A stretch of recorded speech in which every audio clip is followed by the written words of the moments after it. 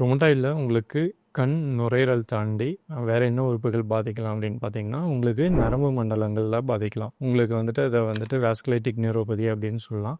உங்களுக்கு காலில் வந்துட்டு ஒரு மரமரப்பு, பலகீனம் அந்த மாதிரி வரலாம். கையில் வந்துட்டு வரலாம். இதை வந்துட்டு ஃபுட் ட்ராப், ரிஸ்ட் ட்ராப் அந்த மாதிரி சொல்லுவோம். இந்த மாதிரி ப்ராப்ளங்கள் வரலாம். உங்களுக்கு வந்துட்டு ஸ்கின்ல வந்துட்டு உங்களுக்கு ரேஷஸ் வரலாம்.